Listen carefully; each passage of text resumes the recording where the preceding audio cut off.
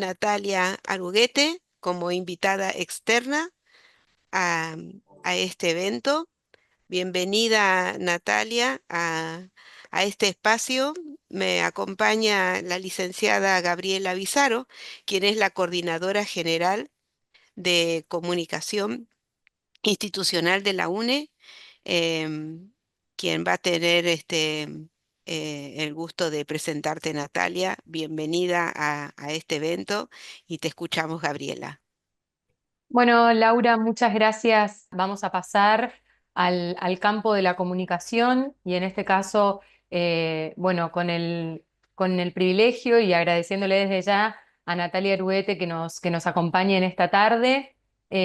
Natalia es licenciada en Ciencias de la Comunicación, es doctora en Ciencias Sociales por la Universidad Nacional de Quilmes, es magíster en Sociología Económica. Hizo una instancia de investigación en la Universidad de Salamanca, es investigadora independiente de CONICET.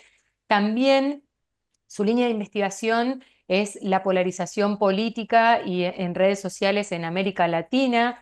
Eh, y Natalia es, además de investigadora, colaboradora en medios de comunicación como Página 12, Le Monde Diplomatique, la revista Anfibia, y en esos ires y venires, como tantas otras profesiones, nos pasa a quienes nos dedicamos a la comunicación, entre la academia y el ejercicio en los medios. eh, Natalia investiga y escribe sobre las fake news. Ha publicado más de 50 artículos en este sentido y entre sus libros podemos destacar El poder de la agenda, política, medios y público, publicado en la editorial Biblos en el 2015, Fake News, Trolls y otros encantos, y nosotros contra ellos, cómo trabajan las redes para confirmar nuestras creencias y rechazar la de los otros. Estos dos últimos libros que mencioné están en la editorial Siglo XXI. El último es de reciente aparición, el año pasado, y justamente vamos a compartir con Natalia, vamos a escucharla hablar acerca de nosotros contra ellos, este es el título de la conferencia, estrategias de fake news en tiempos de polarización, un tema, vaya si es pertinente, así que Natalia, bienvenida, muchas gracias por estar en este espacio en NeoNea Ciencia, en este simposio organizado por la Secretaría de Ciencia de la Universidad Nacional del Nordeste, y te damos la palabra. Muchas gracias por la invitación. Es un placer compartir este espacio con ustedes. Efectivamente voy a señalar voy a mostrar algunos experimentos que que pudimos trabajar junto a Ernesto Calvo en el último libro, con, bueno, con la idea de abrir el diálogo más que de cerrarlo, ¿no?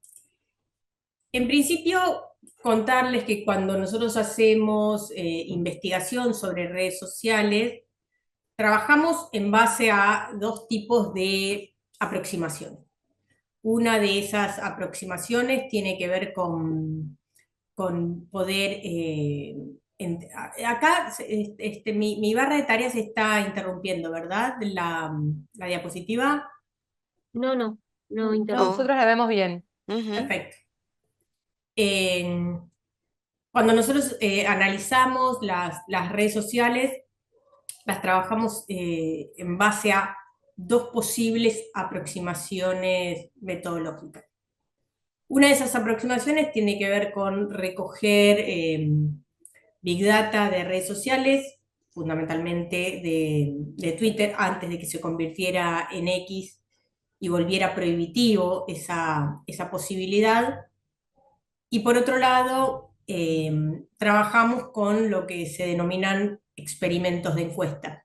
Y eso nos permite encontrarnos con la interacción en redes sociales desde lo que llamamos las dos caras de la moneda, ¿no? ¿Qué es lo que nos pasa subjetivamente y cómo reaccionamos frente a determinado tipo de mensajes en redes sociales y cuáles son las consecuencias que eso trae en el mapa que se arma en la red? Entonces voy a mostrarles eh, un poquito de todo eso. Una de las primeras cuestiones que nosotros nos preguntamos cuando analizamos las redes sociales, sobre todo cuando analizamos cómo se dan lo que denominamos los mapas de activación, es decir, quién activa qué tipo de información, quién activa qué tipo de contenido. En general, cuando analizamos eso, una de las preguntas centrales que nos hacemos nosotros, pero también una de las preguntas centrales que le hacemos a los encuestados es qué compartiría, por qué compartiría un determinado posteo, qué le genera, qué tipo de sentimientos le generan esos mensajes, ¿no? Entonces, esta es una de las posibles preguntas, una de las posibles aproximaciones. ¿Quién compartiría un posteo como este? Y de lo que nos damos cuenta es que cuando analizamos quién compartiría qué, lo que surge allí es dos posibles mecanismos contrapuestos que son los que nos llevan a habitar de determinada forma las redes sociales. Cuando nosotros nos encontramos con mensajes que son proactitudinales, es decir, que confirman aquello que nos entusiasma, que nos genera alegría o que nos parece posible de ser explicado en esos términos, entonces activamos ese tipo de información. Nos da gusto, nos da entusiasmo el hecho de compartirlo con otros. En cambio, cuando un mensaje nos genera cierta antipatía, nos genera lo que se denomina disonancia cognitiva, es decir, la disonancia cognitiva es algún tipo de perturbación, ya sea ideológica, emocional, racional, algún tipo de perturbación que me genera un mensaje, eso hace que yo tienda a evitar el mensaje, que no conecte con ese mensaje. Entonces hay como posibles formas de entender esa relación con los mensajes. En este momento, si nosotros retuiteamos un mensaje, si lo retuiteamos a seca, hay muchas opciones, se pueden discutir qué es lo que nos pasa y qué hacemos con cada tipo de mensaje, pero vamos a imaginar qué pasa cuando nosotros retuiteamos un mensaje. Lo que pasa con ese mensaje es que no solamente está dando cuenta de que nosotros tenemos afinidad con ese mensaje, sino que además, una vez que lo retuiteamos y lo reposteamos en nuestro muro, ese mensaje queda habilitado en el muro de nuestros seguidores. Y en este momento, desde que Elon Musk asume la propiedad de lo que ahora denominamos X, lo mismo ocurre cuando nosotros damos like a un mensaje, ¿no? Ese like deja habilitado ese posteo a nuestros seguidores. De allí que el propio Elon Musk diga en su muro, la gente debería dar más like a más cosas. ¿Qué es lo interesante de ese like? Por un lado, que el like da cuenta de nuestras preferencias, da cuenta de aquello con lo que conectamos, pero al mismo tiempo también permite la amplificación de esa información, ¿no? En la medida en la que ocurre esto que yo mencionaba recién, que es que habilita esa información para que pueda ser vista por nuestros pares conectados. Pero al mismo tiempo le sirve a la plataforma para poder analizar lo que estamos haciendo. De allí que sarcásticamente este influencer republicano le responda a Elon Musk diciéndole, en realidad la gente daría más like a más cosas si acaso sus likes no estuvieran siendo monitoreadas y a la vista de todos para ser analizados y hacer algo con eso. Entonces me parece importante también entender que cada acción que nosotros hacemos en redes sociales deja sus huellas en la propia red y eso hace que la plataforma pueda observar qué es lo que nos pasa a nosotros con eso y en función de esa observación que la plataforma pueda accionar y moderar los contenidos, es decir, decidir qué le ofrece a uno y qué le ofrece a otro. Porque una cosa importante también para cuando nosotros queremos pensar que las redes sociales son libres, que cada uno expresa lo que quiere, que no hay intermediaciones, lo cierto es que lo que ocurre en la plataforma es que las intermediaciones son las propias decisiones de la plataforma. Y que esas decisiones se toman en base a nuestras preferencias con el propósito de, en alguna medida, monetizar con eso. Por eso es que este otro ejemplo de posteo de Elon Musk también es muy elocuente, porque fíjense cuando fue el ataque al Capitolio, es interesante volver a decirlo, volver a ese evento 4 años después. Cuando fue el ataque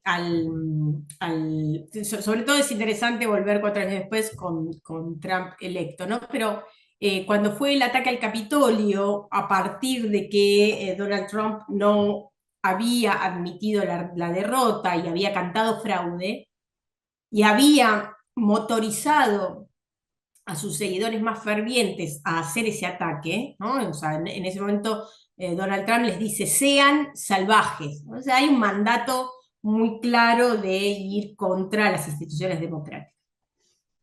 En ese momento, la cuenta de Donald Trump y de sus seguidores más influencers y más fervientes, más intensos políticamente, más polarizados, se bloquea, queda bloqueada, no solamente de Twitter, que en ese momento todavía era Twitter, sino también de Facebook. O sea, hay como un acuerdo por parte de las plataformas de la necesidad de preservar los valores de la democracia o la institucionalidad democrática.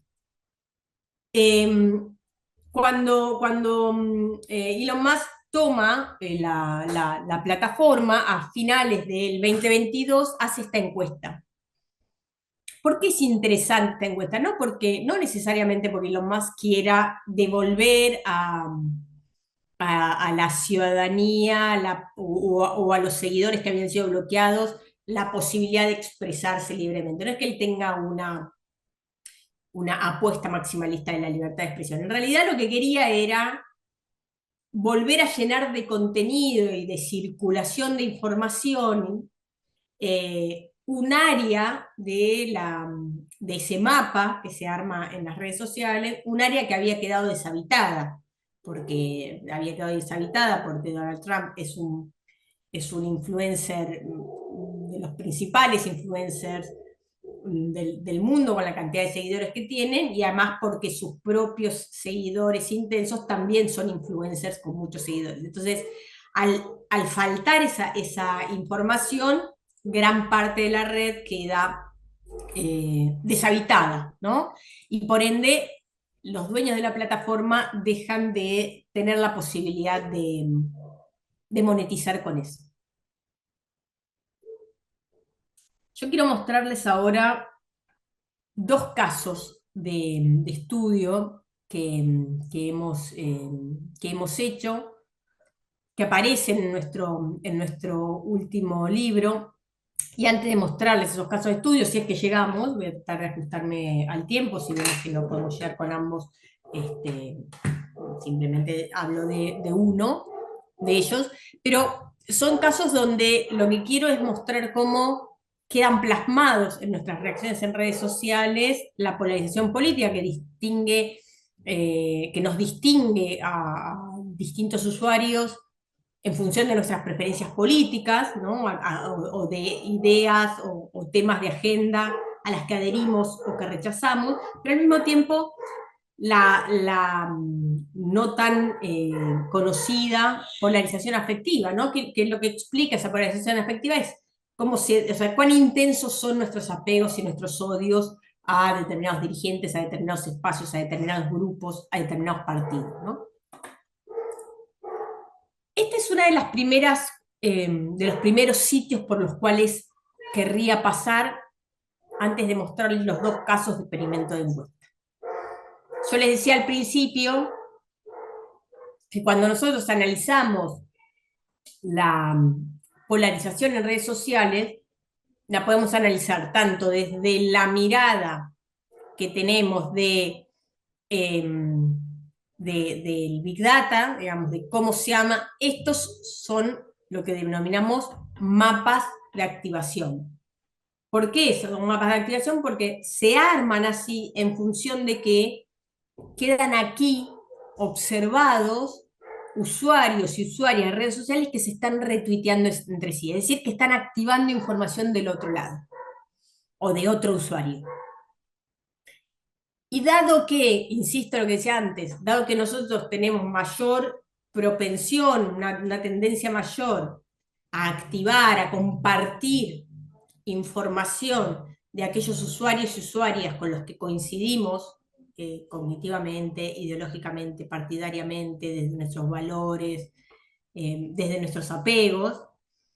Entonces ahí es donde ese compartir ideas entre iguales, digamos, entre aquellos que nos parecemos y que tenemos afinidades, es cuando se arman las burbujas. Si ustedes se fijan bien, estos casos son muy elocuentes, porque lo que están haciendo es mostrar situaciones o eventos electorales, y los eventos electorales, como son los eventos que mayores niveles de polarización generan, entonces nos permiten ver cómo se conforman esas burbujas de filtro con situaciones electorales. Entonces, fíjense, tenemos por un lado una burbuja aquí, por otro lado otra burbuja aquí. Tenemos, eso son las elecciones de Argentina en 2019. Interesante que acá otra vez tenemos una burbuja y otra burbuja. Estas son las elecciones de Estados Unidos cuando ganó Donald Trump. Esta y esta burbuja son las elecciones de Venezuela. Y esto es la desaparición de Santiago Maldonado, creo yo, uno de los eventos más polarizantes que tuvimos durante el gobierno de Mauricio Macri en redes sociales, y que además coincidió con las elecciones intermedias de 2017. Esto es lo que muestra que los usuarios y las usuarias tienen mayor propensión a retuitearse entre sí, a compartir mensajes afines, y tienen mayor aversión a cruzarse de isla, digamos, a compartir mensajes y contenidos del otro lado. Sobre todo porque, insisto, en el caso de las elecciones, sobre todo cuando son elecciones ejecutivas, la principal tendencia por parte de las élites es a diferenciarse unas de otras, a diferenciar sus propuestas y sus valores frente a sus electores, y los electores acompañan eso, ¿no? Como muy fervientemente, muy entusiastamente, pero además con mayor cerrazón para poder acogerse a cualquier otro, para poder escuchar siquiera cualquier otra posible idea o propuesta con la que no coincide.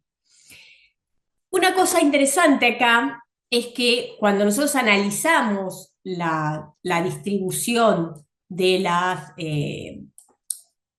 burbujas, lo hacemos en base a lo que denominamos esta línea, este eje horizontal, que en el eje cartesiano es la que principalmente explica cómo se distinguen las burbujas, es decir, cómo discrimina muy claramente qué usuarios están cerca de cuáles y qué usuarios están lejos de esos otros usuarios, ¿no?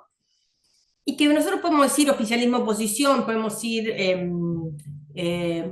pro-Maldonado, anti-Maldonado, podemos decir pro-aborto, anti-aborto, le podemos dar muchos de esos nombres, pero fundamentalmente lo que vemos como denominador común en este eje horizontal es el espectro ideológico, ¿no? Donde la izquierda es la izquierda ideológica, y la derecha de ese espectro ideológico, o sea, la derecha de ese eje horizontal, es también la derecha política. Pero lo que más me interesa mostrar aquí es esto. Del lado de la izquierda hay una propensión a compartir que es muy endogámica, es muy intracomunitaria. Del lado de la derecha lo mismo, y que en general los centros aparecen mucho más despoblados. Y aparecen despoblados precisamente porque la gente no comparte, o sea, porque los usuarios más moderados no son los más activos, ni son los más activados, o sea, no son los usuarios a los cuales la gente se anima a retuitear más asiduamente. Tal vez en momentos de calma, no sé, un mundial, una entrega de los Oscars, una entrega de premios, algo de la cultura, tal vez eso pueda rellenar más ese espacio del centro, pero no ocurre cuando se dan eventos propensos a la, a la polarización. Entonces, les decía yo, nosotros tenemos dos caras de una moneda,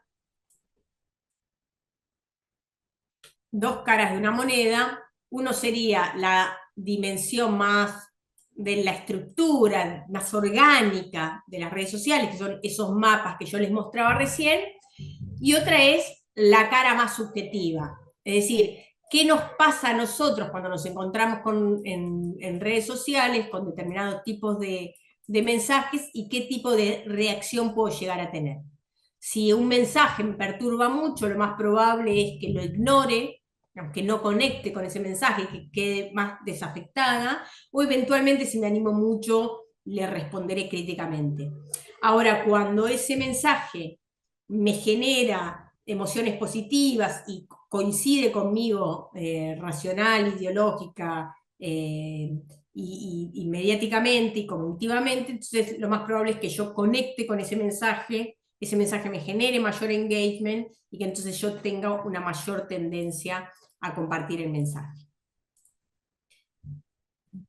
Voy a pasar por aquí, porque si no, no voy a llegar a mostrar estos son más mapas de activación, digamos, lo que muestran estos mapas de activación es como si yo me encuentro con, por ejemplo, lo digo muy rápidamente, ¿no? Pero si yo me encuentro, por ejemplo, con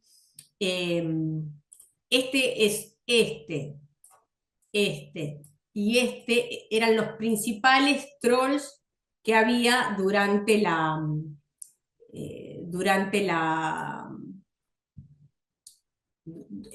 gobierno de Mauricio Macri. Entonces, lo que muestran estos mapas es cómo uno tiene una tendencia selectiva a activar distintos tipos de mensajes.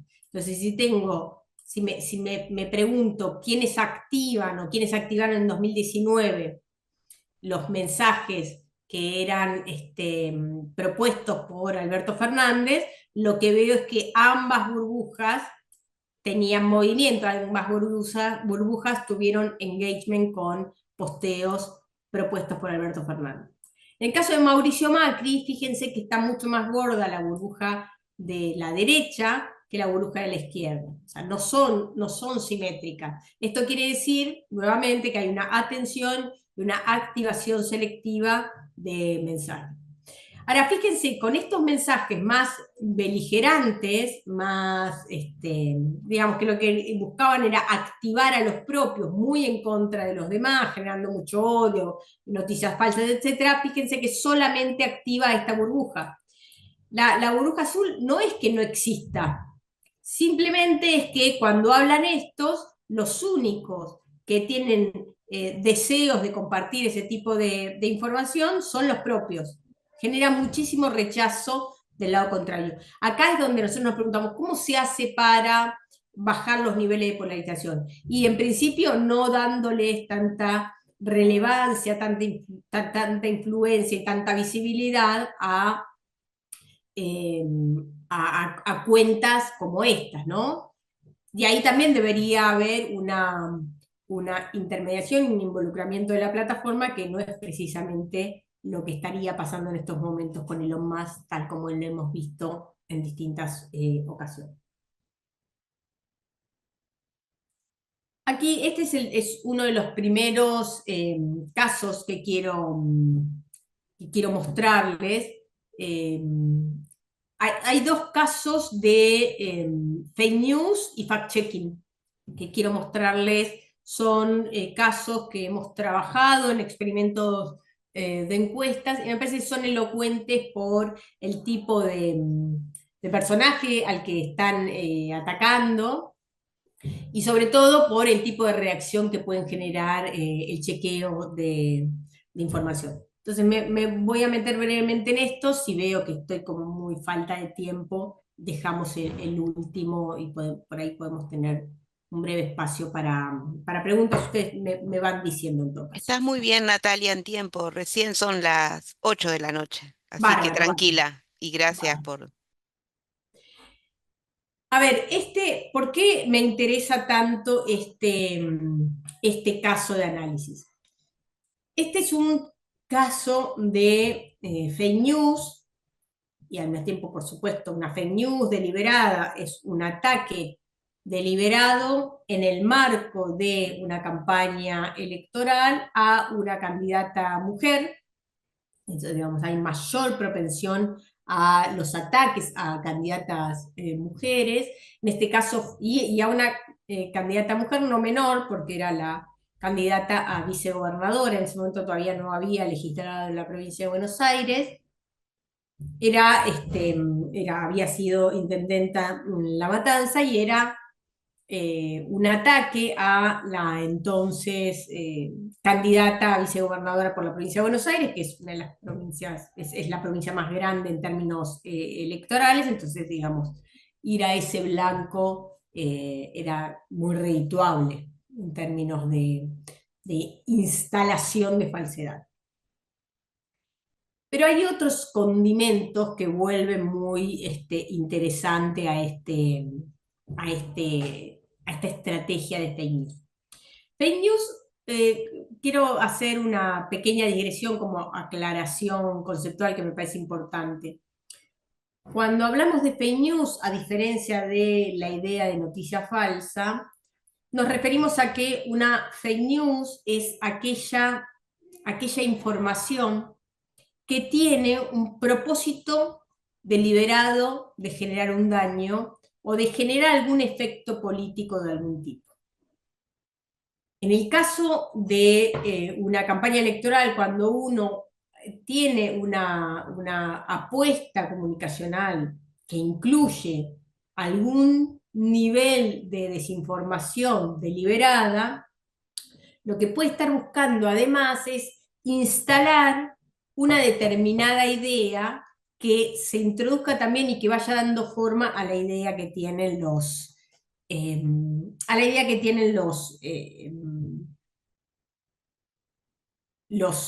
votantes respecto de esa candidata, ¿no? O sea, se busca en alguna medida consolidar esquemas previos, prejuicios, por supuesto, y determinados valores, ¿no? Todo eso conforma la idea, la macroidea que nos hacemos cuando votamos.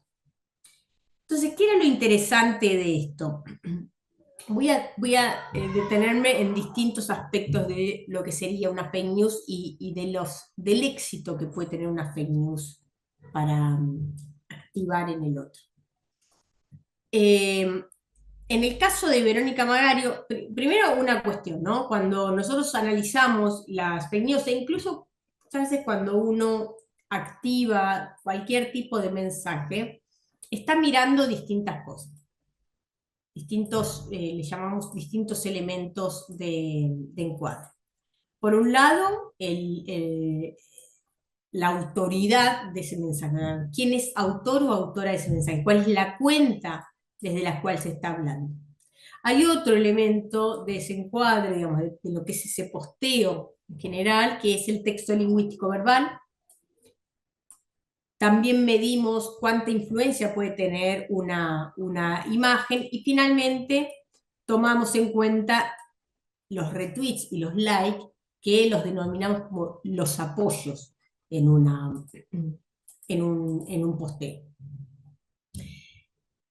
Y lo que asumimos como hipótesis es que cuando hay una estrategia de fake news, esa estrategia es exitosa en la medida en la que logra generar engagement en el otro. ¿Y por qué logra generar engagement en el otro? ¿Por qué entusiasma al otro a compartir? Porque hay algo de lo que el otro está pensando, de las ideas que tiene sobre la realidad, ese país, sobre la realidad de las elecciones, de las ideas que tiene sobre los espacios políticos y sus candidatos, que en la medida en la que es reforzada y que es confirmada, entonces eso entusiasma a querer seguir propagando y compartiendo esa información. ¿Qué es lo interesante de esta fake news? Esta frase, ¿no? O sea, en realidad, esta fake news, Info en 140, que es un medio apócrifo, creado para generar noticias falsas, este medio lo que hace es generar noticias falsas, cual si fueran una noticia convencional, pero atacando consistentemente al peronismo o a cualquier sector del próximo hacia la izquierda, ¿no? Y nunca, no es que hace humor político y ataca a todos. ¿Qué es lo que le atribuyen como frase que supuestamente dijo en algún momento esta candidata? Lo que dicen es que ella no habilitó jardines de infante en La Matanza, que era el jardín de infante que supuestamente había hecho en ese momento el gobierno nacional que estaba a cargo de Mauricio Macri, y que la frase de Verónica Magario es: queremos un pueblo peronista y si escolarizamos a los nenes nunca van a ser peronistas. ¿Por qué digo que es interesante con qué conectan, con qué buscan conectar al usuario o al votante con esta frase? Que, digamos, conectarlo con frases que tienen que ver con la historia política de la Argentina, ¿no? Donde se había creado la idea de que Perón y Eva habían acuñado la frase de alpargatas y libros no, una frase que no sale de ellos, no importa, en este momento no me voy a meter tampoco detenidamente en ese aspecto, pero una frase que no es de los primeros dirigentes peronistas, se les atribuye a los dirigentes peronistas, y esta supuesta declaración que dio la entonces candidata a vicegobernadora, supuestamente estaría confirmando esa idea que claramente debe estar muy reforzada entre los votantes antiperonistas. Entonces, frente a eso, que generó, que conectó mucho entre los votantes antiperonistas, es corregido y desmentido por Chequeado, que dice: esa información es falsa. Ahora, ¿qué es lo interesante de esto? Lo que ocurre con ese mensaje es que nos encontramos con una cuenta que no es tan fácilmente chequeable. ¿Por qué? Porque Info en 140 se propone a sí mismo como un medio digital, un medio en redes sociales, que hace humor político, que hace sátira política. Entonces, en su propio perfil se presenta de esa forma, ¿no? Noticias en redes sociales con fuentes dudosas, vemos la realidad de una manera distinta y si dudaste, si es verdad, ya ganamos, ¿no? O sea, ya la propia presentación de su perfil es una provocación. Entonces, ¿qué es lo que hace después Chequeado? Nosotros nos encontramos aquí con un posteo donde dice: esta información posteada por Info en 140 es falsa, acá te lo mostramos, lo investigamos, etcétera, etcétera. ¿Y qué es lo que hace después Info en 140? Toma un fragmento de la desmentida de Chequeado y dice: buenas tardes, Chequeado. Por lo menos hubieran chequeado que esta información no fue compartida, sino que nuestros empleados, tras un arduo proceso intelectual, inventaron esta noticia mientras escupían semillas de sandía en la vereda. Hay una cosa interesante que ocurre aquí, que por un lado, un medio que se propone como un medio de sátira, de humor político, queda inoculado frente a la corrección. Entonces es como también una zona gris, corregir algo que está haciendo un ataque a un candidato en el marco de una elección, sin incurrir en una situación de supuesta censura, ¿no? Pero además, cuando Info en 140 muestra chequeado no solamente lo escandaliza, sino que además genera varias respuestas por parte de sus seguidores en contra de chequeado. ¿Qué hicimos nosotros con esto? Tomamos este caso y lo llevamos a lo que yo les mencionaba antes, que son experimentos de encuesta. ¿Qué son los experimentos de encuesta? Nosotros hacemos encuestas y dentro de esas encuestas exponemos a los encuestados y las encuestadas a distintos tipos de mensajes, y a partir de esos distintos tipos de mensajes les vamos preguntando qué sentimientos les generan, qué harían con ese mensaje, si le creen o no le creen, digamos, una serie de preguntas que en realidad dan cuenta de, no solamente de lo que autorreportan los encuestados, sino que dan cuenta en realidad del comportamiento propiamente de esos encuestados. ¿Cómo fue esta secuencia? Primero, los exponíamos al posteo original de Info en 140, ¿no? Les mostrábamos esto que les estoy mostrando aquí. Entonces los encuestados se encontraban con este posteo de Info en 140 que decía, Verónica Magario dijo esto. Y en un primer momento les preguntábamos si retuitearían esa información, si la responderían, si le darían un like o si la ignorarían. Y claramente lo que observamos allí es que los votantes, o sea, los encuestados que se identificaban en ese momento con el macrismo, tenían una mayor tendencia a darle like a ese posteo que los votantes que se identificaban con el peronismo, ¿no? A los cuales, como les decía al principio, les generaba mayor nivel de rechazo. Eso, digamos, es interesante, era previsible. Pero lo que no era tan previsible, que me parece a mí es uno de los más interesantes hallazgos, es el siguiente.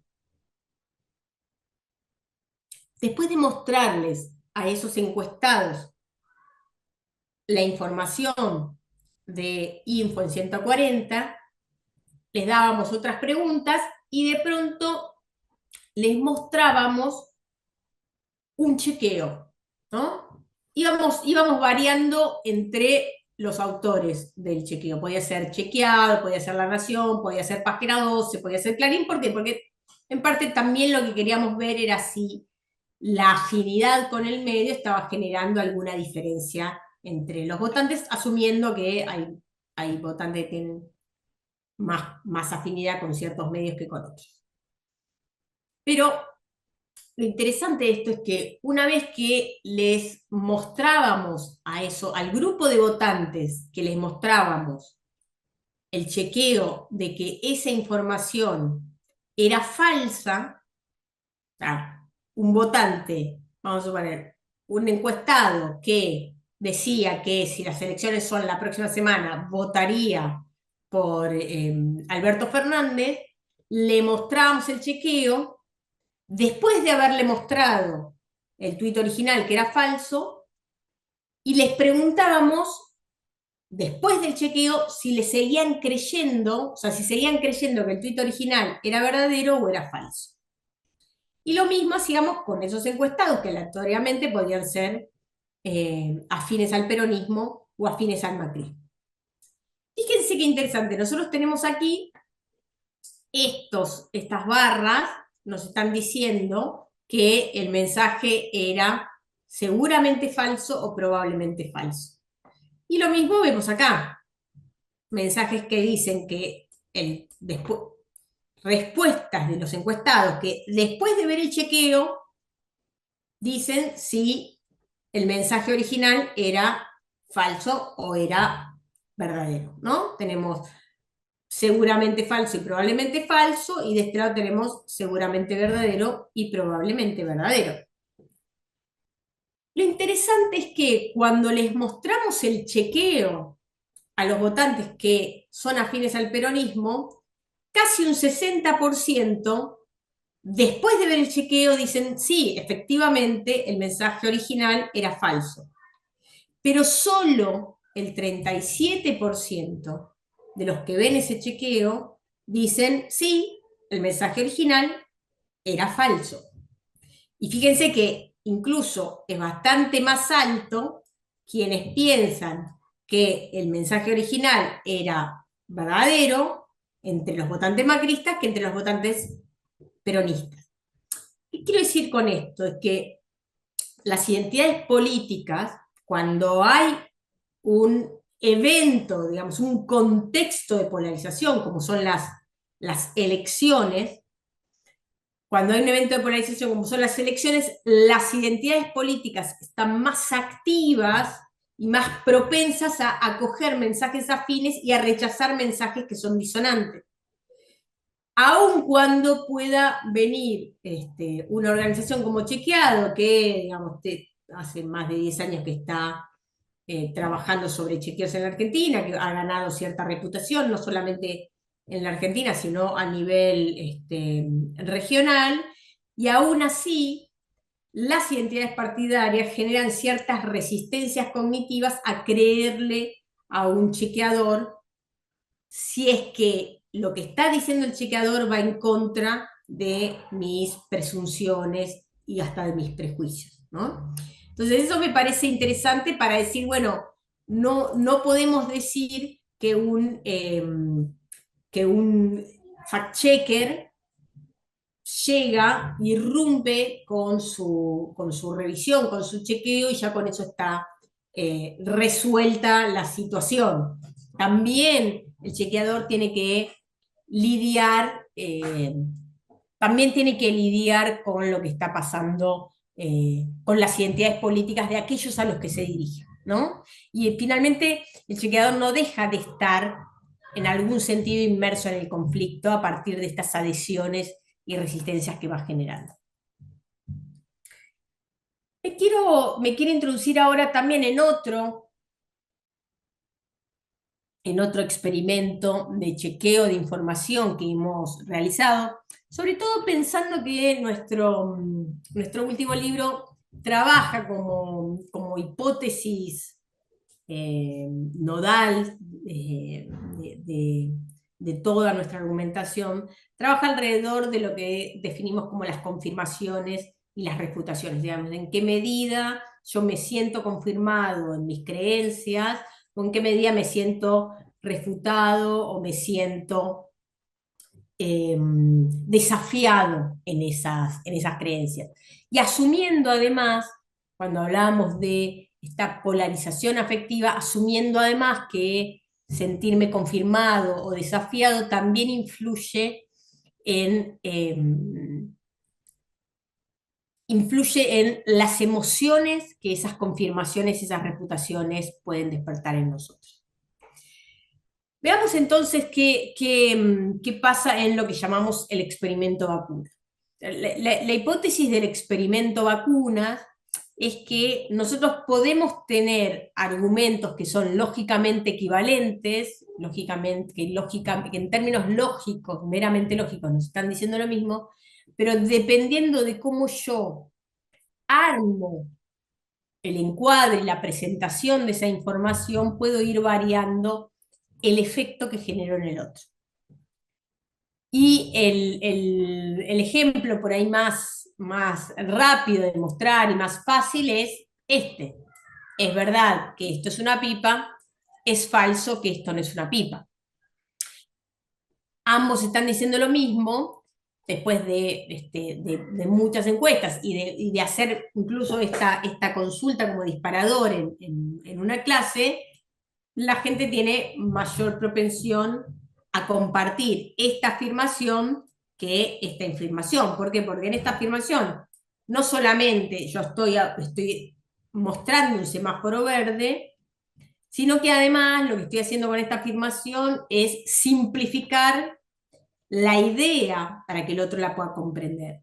En este caso, si yo estoy usando un doble negativo, genera cierta aspereza y genera genera cierto malestar en el otro, muy subrepticio, muy fino, pero genera un malestar en el otro el hecho de que tenga que repensar con más claridad qué es lo que se le está queriendo decir, ¿no? Entonces el doble negativo, que es algo que muy frecuentemente usan los fact-checkers, es contraproducente frente a determinadas circunstancias. Digamos, el doble negativo puede ayudar, o el falso en todo caso, el encuadre falso puede ayudar a inhibir la propagación de información falsa, pero no se presta tanto a amplificar información que yo necesito amplificar, ¿no? Que es el caso de lo que les quiero mostrar con el experimento vacuna. Hay dos hipótesis de las que parto aquí, que se las menciono porque son las que quiero constatar con lo que les voy a ir mostrando, pero una es que si yo encuadro la información como verdadera o como falsa, ¿no? Es verdad que esto es una pipa o es falso que esto no es una pipa, voy a cambiar el eje de donde pongo la atención. Si yo digo, es verdad que esto es una pipa, lo más probable es que mi atención esté puesta en pipa. Si yo digo, es falso que esto no es una pipa, lo más probable es que el foco de la atención inicialmente esté puesto en falso. Y eso efectivamente, antes de hacer el experimento, lo comprobamos cuando hicimos este mismo juego con el chat GPT. Entonces, ¿qué hacíamos? Le decíamos al chat GPT, por favor explique por qué es verdadero que las vacunas son efectivas contra la COVID. Y entonces, fíjense la respuesta del chat GPT. Esto que les estoy mostrando ahora tiene que ver con... a ver, vuelvo un segundo para atrás. Esto que estoy diciendo ahora tiene que ver con esta primera idea, ¿no? De que con esta primera idea de que enmarcar el contenido como verdadero o como falso cambia el foco de donde yo presto atención, ¿sí? Entonces, fíjense lo que les voy a mostrar ahora, que va a dar cuenta precisamente de eso. Entonces, vuelvo acá. Es verdadero que las vacunas son efectivas contra la COVID. Las vacunas son efectivas porque funcionan al introducir una pequeña parte inofensiva del virus o bacteria en el cuerpo. Esto es lo que responde inicialmente el ChatGPT. O sea, ¿dónde está poniendo el foco de su atención? En la efectividad de las vacunas. Fíjense lo que pasa cuando yo hago exactamente la misma pregunta y le pregunto al ChatGPT, explíqueme por qué es falso que las vacunas no son efectivas. Y el ChatGPT dice, la afirmación de que las vacunas no son efectivas es falso. Las vacunas han demostrado ser altamente efectivas, etcétera, etcétera. Pero fíjense que lo primero que necesita hacer el ChatGPT es refutar esta idea. Ahora, uno diría, bueno, pero qué estupidez decir es falso que no son efectivas. Pero lo cierto es que los fact-checkers hacen eso. Imagínense que la no efectividad de las vacunas fue una de las falsedades que circularon durante la pandemia, ¿no? Entonces, algunos decían, bueno, mete un chip, otros decían que eran venenosos, se decían infinidad de cuestiones, pero un denominador común que había era que las vacunas no te van a curar, que es al divino botón vacunarse. Entonces, si uno se encuentra con una información donde dice las vacunas no son efectivas, ¿qué tiene que hacer el chequeador? Decir, no, eso es falso. Decir que las vacunas no son efectivas es falso. Entonces, finalmente ahí, cuando yo quiero decir esto lo corrijo y mantengo la frase original, pero le estampo la idea de falso a la frase original, lo que estoy haciendo supuestamente es corregir tal cual como yo me encontré con eso. Pero la segunda hipótesis que teníamos es, ok, pero corregir con falso en lugar de corregir con verdadero, o sea, corregir con un semáforo rojo en lugar de corregir con un semáforo verde, en realidad es una decisión editorial del chequeador. No va de suyo que sea la única forma de informar. Entonces hicimos ese experimento. Armamos un posteo de Facebook. Este experimento lo hicimos en varios países, lo hicimos en Chile, lo hicimos en Argentina, lo hicimos en Colombia y lo hicimos en Brasil. Y les mostramos al grupo de encuestados, 2.500 encuestados, los dividimos en 6 grupos y les fuimos mostrando las distintas versiones. En el caso de Argentina, les mostrábamos las distintas versiones, que ahora se las voy a... En el caso de Argentina les mostrábamos estas versiones, se las muestro y después les digo lo que preguntaban. Poníamos a chequeado y teníamos 3 versiones de falso, ¿no? Entonces decía, es falso que la vacuna Moderna no reduce el riesgo de internación o muerte. Es falso que la vacuna AstraZeneca no reduce el riesgo de internación o muerte. Es falso que la vacuna Sputnik no reduce el riesgo de internación o muerte. O podríamos decir, es verdadero que la vacuna Moderna reduce el riesgo, es verdadero que la vacuna AstraZeneca reduce el riesgo, es verdadero que la vacuna Sputnik reduce el riesgo. Porque en realidad lo que también queríamos ver era si las distintas marcas de las vacunas generaban algún tipo de efecto entre los encuestados. ¿Qué hacíamos con los encuestados? Les mostramos este posteo de Facebook y les preguntábamos qué harían con ese posteo. Si le darían like, si lo compartirían, si lo comentarían o si lo ignorarían. Pero además les pedíamos una respuesta afectiva autorreportada, ¿no? ¿Cómo te hace sentir? ¿Te hace sentir feliz? ¿Te hace sentir triste, optimista, estresado? ¿No? Hay 7 categorías, son 6 de Ekman y nosotros a esas 6 categorías de Ekman le agregábamos optimista, ¿no? Que no estaba considerada entre eso. ¿Por qué? Porque asumimos que también el verdadero puede generar el optimismo dentro de los posibles sentimientos y que eso además después tiene efecto en el tipo de reacción que yo tengo, ¿no? Que puede tener efecto en términos de mayor propensión a compartir o mayor propensión a dar like que si yo genero tristeza o estrés. Y al mismo tiempo también tomábamos el tiempo que uno se demoraba en reaccionar. ¿Por qué? Porque cuando hay una demora cognitiva producto de que me cuesta entender lo que estoy diciendo, esa demora, esa dificultad cognitiva también me lleva a demorarme en la respuesta. En cambio, cuando yo entiendo muy claramente y además me genera sentimientos positivos eso, tengo una tendencia a completar y a compartir esa información con mucha mayor velocidad.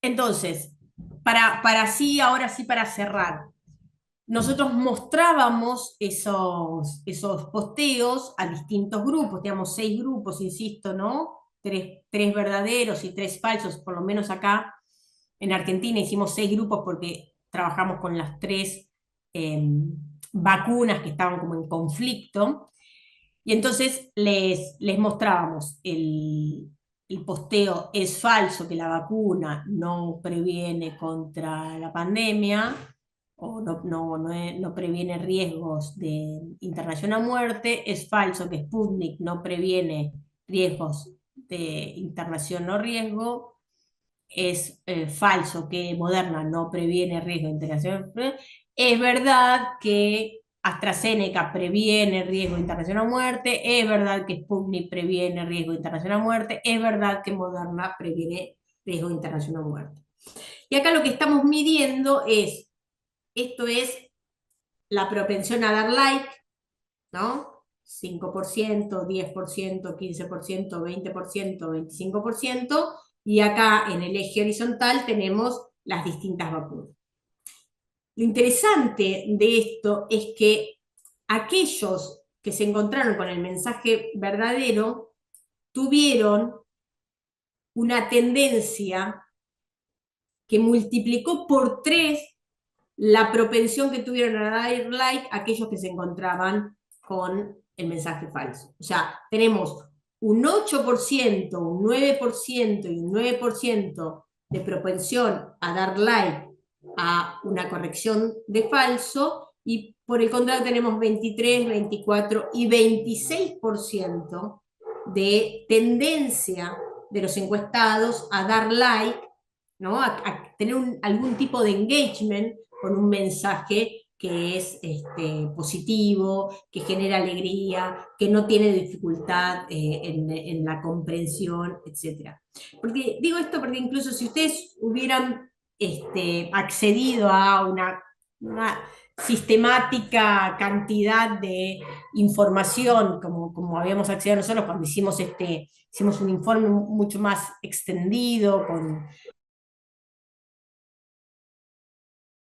con la TAM Chequea, que reúne a distintos chequeadores de la región, realmente algunas de las correcciones eran verdaderamente incomprensibles y eran súper pesadas en términos cognitivos para poder entender, ¿no? Entonces, para cerrar algunas breves conclusiones, las confirmaciones y reputaciones generan una tasa de activación distinta, es decir, el like en las confirmaciones, en el encuadre positivo y verdadero, tiene 3 veces mayor, genera 3 veces mayor engagement que cuando hay refutaciones y encuadres negativos de falso. Quienes observan la refutación están mucho más enojados y asqueados que quienes observan la confirmación, y eso hace que haya una retracción en la propensión a compartir. Y finalmente, quienes observan la confirmación se ven más optimistas y alegres, y eso, como les decía recién, multiplica por 3 la propensión a compartir ese tipo de mensajes.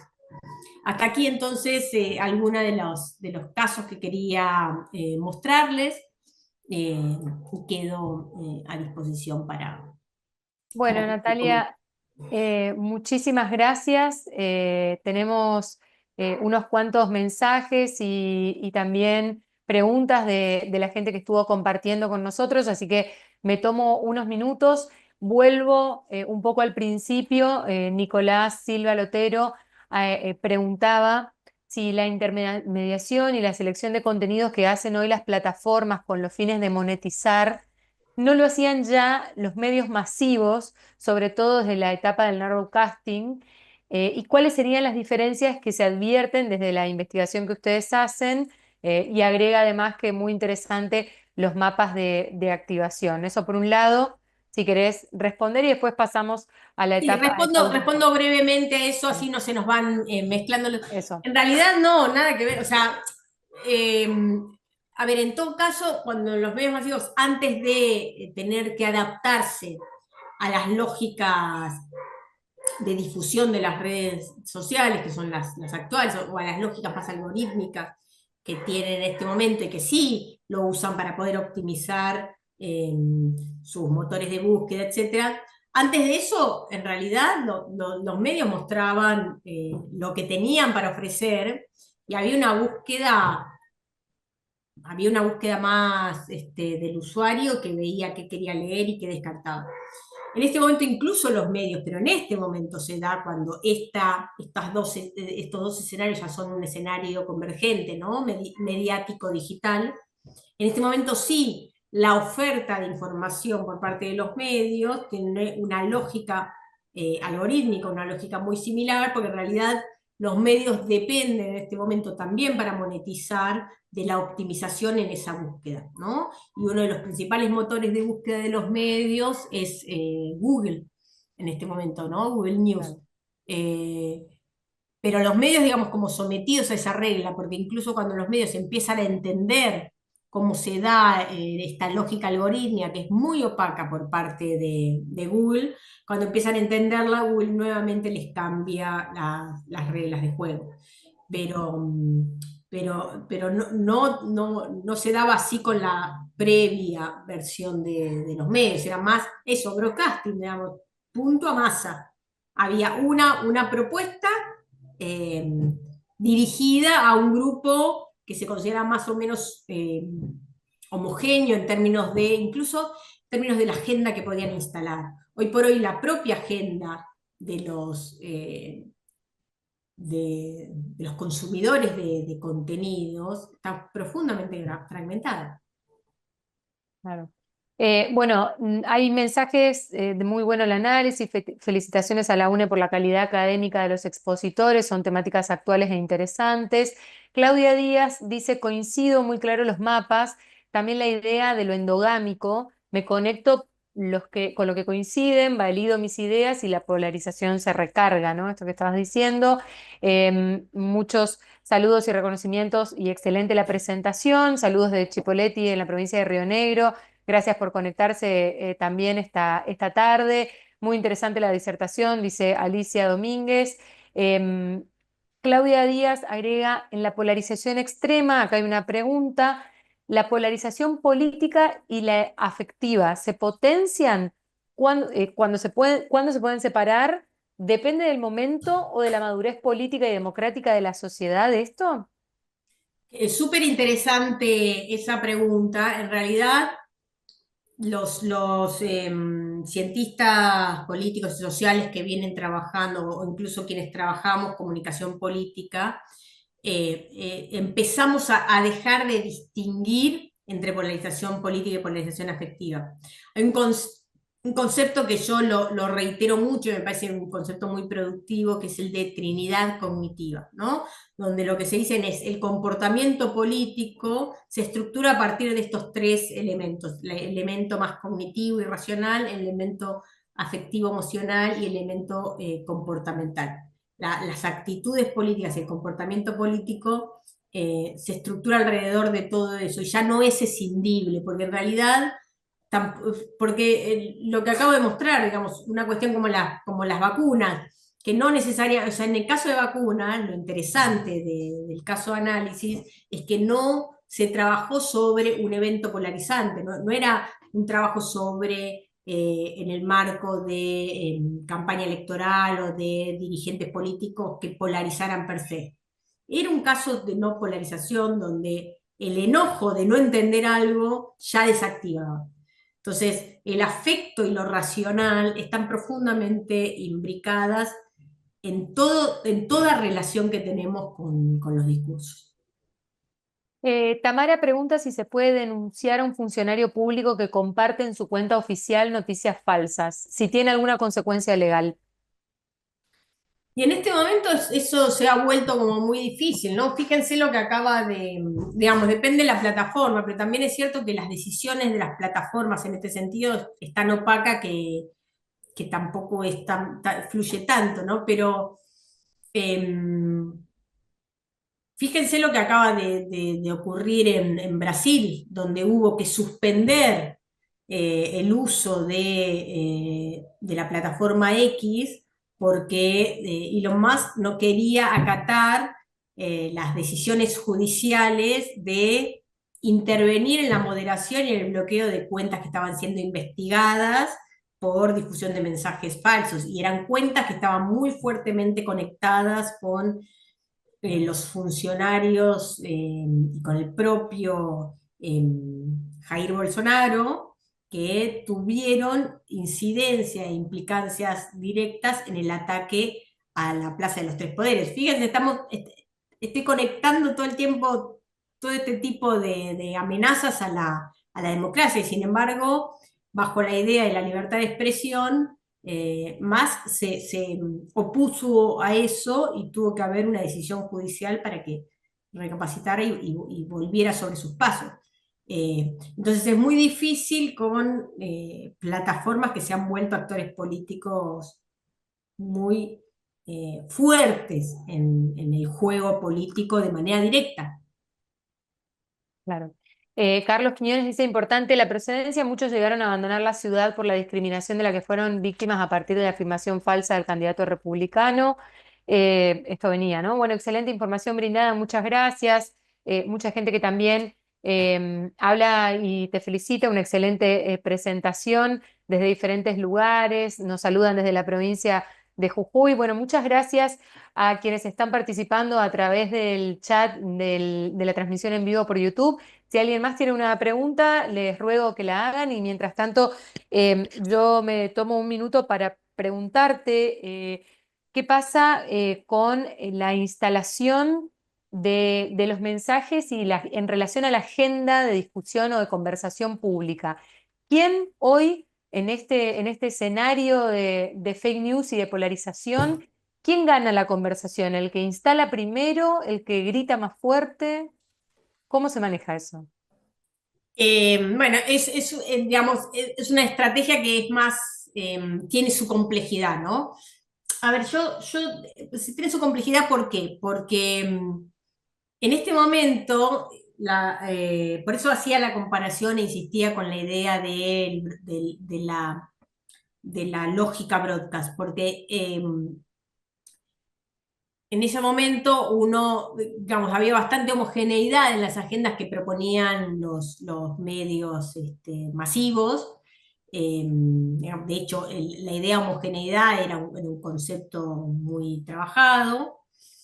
Y en esa idea de homogeneidad había como una agenda más o menos consensuada, ¿no? Desde la que podría ser la agenda mediática, muy en congruencia con la agenda política, en una relación muy simbiótica. Es que ahora la relación no sea simbiótica, ¿no? Pero sí me refiero a que había una agenda consensuada propuesta a un público que la tomaba también de manera bastante consensuada, ¿no? Había como una gran agenda pública, y en este momento las agendas públicas están profundamente fragmentadas. Depende en qué comunidad uno esté trabajando, desde qué plataforma las esté instalando. En las propias plataformas hay regiones, así como yo mostraba los distintos mapas. En esas distintas regiones de los mapas hay agendas distintas. En las distintas plataformas hay distintos tipos de usuarios con distintos intereses, con distintas estéticas, y todo eso supone agendas distintas. Sí creo que en este momento la Argentina, a diferencia de lo que pasó en las dos gestiones de gobierno anteriores, en las dos gestiones de gobierno anteriores lo que pasaba era que por lo menos en redes sociales inicialmente las agendas las instalaban las oposiciones, ¿no? O sea, en los principales eventos más polarizantes durante el macrismo fueron agendas que las inició la oposición y que después el macrismo vio cómo se reconfiguraba para acallar o pelear o para dar esa batalla digital, muchas de las cuales las ganó el gobierno con estrategias de distinto tipo. En el caso del gobierno de Alberto, la agenda claramente la llevó adelante la oposición con muchísimo éxito, una oposición muy, muy robustecida, con un gobierno súper debilitado, empezando por el momento de caída en la imagen con la pandemia. Entonces ahí mucho más claramente la agenda la llevó la oposición, y en este momento la agenda la lleva el oficialismo. ¿Por qué? Porque lo que logra el oficialismo, con una oposición muy desarticulada, con muy poca congruencia comunicacional, etc., lo que logra el oficialismo es permanentemente irrumpir, ya ni siquiera instalar, irrumpir con determinados temas que conmueven al resto de los actores que tienen que volcarse a la arena, al ágora, a discutir esos temas. Incluso en muchas ocasiones a discutirlos para desmentirlos. Entonces eso hace que se tome mucho tiempo esa oposición en tener que desmentir una agenda que no es la propia. En lugar de invertir esfuerzo discursivo en generar una agenda propia, tiene que estar permanentemente En discutiendo una la actitud agenda de otros. reactiva, ¿no? Claro, entonces ahí lo interesante de eso es que las fake news no tienen una única función de atacar al otro, tienen una función de dispersar, tienen una función de instalar, tienen una función de socavar, ¿no? Son funciones múltiples. Por eso parece que las estrategias de fake news hay que analizarlas de manera como muy comprensiva e integral. Ujú. Dice Nicolás, si en el caso del conflicto universitario el tema en agenda lo impuso ese sector, el sector universitario, bueno, que es un tema además que lo tenemos muy a flor de piel, ¿no? Que ¿Qué viste Mira, vos en esto?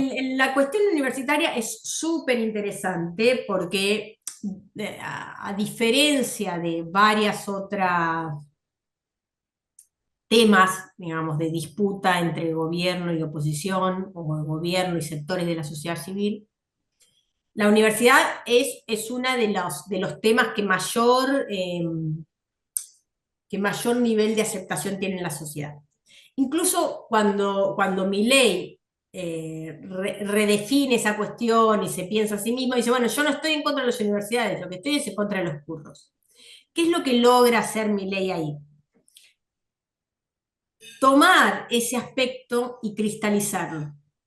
Entonces reemplaza la universidad, la necesidad de la universidad, la necesidad de financiamiento universitario, la necesidad de mantener la gratuidad, etcétera, lo reemplaza por los curros. Entonces, en las personas que tienen mayor afinidad con Milei, tanto en quienes lo votaron, como en quienes votaron a Patricia Bullrich en primera vuelta, como incluso en quienes lo votaron y están arrepentidos, lo que logra es que cuando se le pregunta a la gente por las universidades, hablan de los curros. Entonces es una estrategia metonímica, ¿no? De presentar la parte por el todo y lograr que esa parte cristaliza y ocupe, reemplace la complejidad del problema universitario por los curros. Y además no es menor ese logro, porque logra eso en un momento donde la corrupción tiñe, o sea, la corrupción dejó de ser un tema de preocupación para ser un encuadre. Es el encuadre desde el cual se miran todos los temas de agenda. Entonces, por eso se vuelve muy efectivo. Fíjense que cada vez que Milei habla de algo, todo lo lleva hacia la corrupción. ¿Por qué? Es la Porque manera de introducir ese campo que aún no sí, estaba, que tiene ahora sí. asidero además, Claro, que es un tema que tiene asidero, es un encuadre que tiene mucho asidero en este momento en la sociedad argentina. Que claro. el cambio lo pide por ese lado. Y la forma de criticar a los gobiernos anteriores también los critica desde ese encuadre. Entonces, incluso yo creo que en el caso de las universidades tiene un logro parcial en su estrategia discursiva. Juan Monzón pregunta, ¿qué estrategias sugieren para las oficinas de comunicación institucional al momento de enfrentar fake news y desinformación? Depende de qué tipo de estrategia. A ver, cuando las fake news se instalan sobre un tema en el cual uno no tiene propiedad, es decir, uno no está del todo legitimado, es como si uno dijera, bueno, quiero instalar una fake news sobre la corrupción en el kirchnerismo. El kirchnerismo no está en este momento muy legitimado para salir a decir, no, nosotros no fuimos corruptos. Entonces, lo que hay que hacer es evitar el tema. O sea, tener propiedad sobre el tema significa que yo tengo que tener claro cuáles son los temas que a mí me vuelven más legítimos y discutir sobre esos temas y no discutir sobre los temas que quiere instalar el adversario. Porque el adversario va a intentar instalar temas en los cuales él es legítimo. Entonces, el diálogo político no es discutir unos con otros, sino tratar de que todo el tiempo se pongan sobre la mesa los propios temas. Por eso es que Milei no discute el financiamiento universitario, discute los curros. Entonces, una de las primeras cuestiones que me parece que hay que tratar de primero distinguir es cuáles son los temas en los cuales, los temas o los subtemas o los encuadres desde los cuales uno puede hablar que es desde un lugar legítimo. O sea, si uno habla de la universidad e instala desde la universidad la necesidad de que el acceso permita un ascenso social, bueno, ahí la universidad tiene legitimidad. Si uno sale a responder, no, nosotros no somos corruptos, Claro. pierden.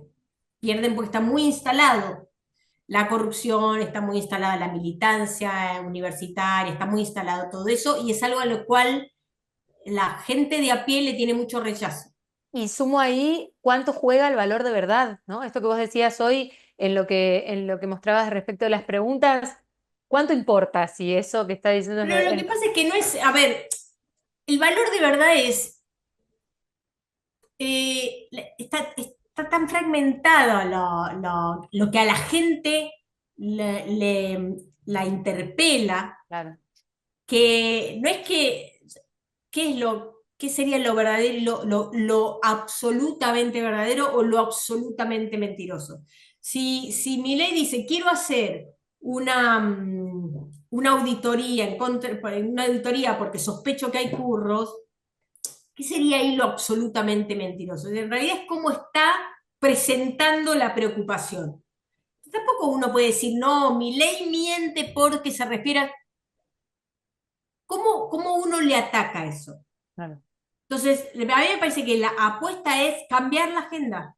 Hay que preparar Entonces, una propia y no engancharse con esa claro, iniciar provocación una de... conversación más que reaccionar. Si uno se pone a responder, perdió. Porque ahí quedó encorsetado en la agenda del otro, Claro, encorsetado en el encuadre del otro, que es presentarte a vos como el culpable que tiene que salir a defenderse. claro. Entonces, Natalia, yo lo que diría es sí. eso, salir con una cosa proactiva, pero con una agenda propia, un encuadre propio en el cual uno descubra y encuentre que está legitimado.